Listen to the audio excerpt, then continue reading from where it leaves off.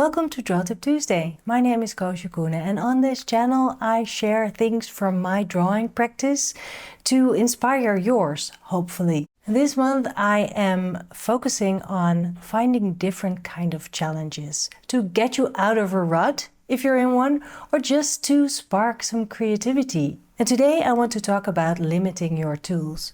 You might think that having a lot of art supplies makes you super creative. But actually it can also be a little bit overwhelming. And I think that if you limit your tools, you can become a lot more creative in your thinking and in the way you are drawing. When I sat down at the cafe for this drawing, I just brought 3 drawing tools with me, and initially I regretted not bringing more, but as I started I realized how freeing it actually was. The chunky water-soluble black pencil made me work loose and bold, and the bright colors of the colored pencils, well, they really just added the right pop. And sometimes less is really more. Let's draw! I am going to use the same tools as in the drawing I showed you just now. A Stabilo Woody 3-in-1 pencil, which is water-soluble. A cheap pink children's colored pencil from the brand Bic. And then a bright turquoise colored pencil from Caran.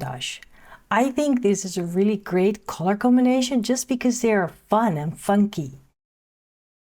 I found a reference photo on unsplash.com of a guy sitting at a table with a laptop, which is a view that you might actually have at home or at the office or maybe in a cafe where you want to draw. I'll be alternating my tools a little just to keep it fresh and fun. With the chunky blunt tip of the Stabilo pencil, there is just no way to get caught up in details, which is good. So it keeps me going and just focus on the main shapes. I work my way through the drawing of the guy first. This is what I do when I am on location. I first draw the person in view because they might actually move. Sometimes just drawing a person is enough and you don't even have to add any context if you don't feel like it or if you run out of time. And you know that I love drawing on location and I teach on location as well. So if you're curious about that, there is still space in my Italy workshop that will be taking place in May. I would love it if you join me. We will draw every day, we will have studio time and time on location. We will see the most beautiful things and eat the most beautiful food and dive into Italy's culture and just have fun together. I will teach class every day and it'll be great. I will put the link below this video. Because a woody pencil is water soluble, I am using a little bit of water with my water brush pen.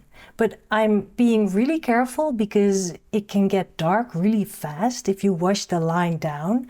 And I still want to keep it fresh. So I am just adding a few bits where you see shading and then I just leave it. Especially when drawing faces, you want to leave a lot of white because the skin reflects the light, and with the white of the paper you can convey that. Less is more. And I can always go back and add more if I feel like it's not enough later in the process.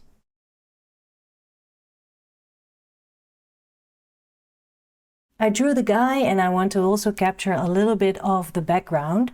So I'm using my pink pencil and alternate it a little bit with the other pencils. I'm not really thinking about this, just whatever feels right. And I just keep going to stay in that flow and just having fun, simplifying the scene a little as well. I could probably stop after adding that little bit of the texture on the table, but I do want to fill that white space on the left, so I just keep going and I add some quick shapes in the background. Not too detailed, just some more texture and color basically. And then I'm done.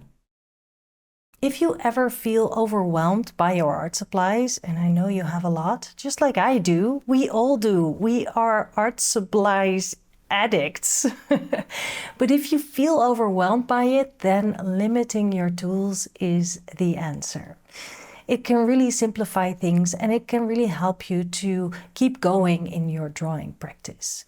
There's less choice, and just by grabbing 1, 2, or 3 tools, you limit yourself, but you also allow yourself to just dive in and take creative decisions with what you have. With limited tools, you learn to make creative decisions and think in a different way about composition, about your line, about the essentials of your drawing.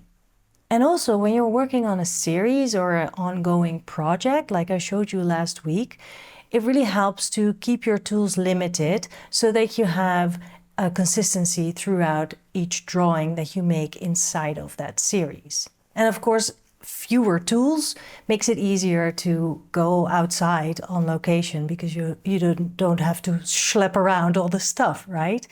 And even inside your home, it makes it easier to quickly grab and draw, you know? So if you put your sketchbook on a side table along with just 2 tools, a pen and a pencil, there you go. You get everything that you need to draw.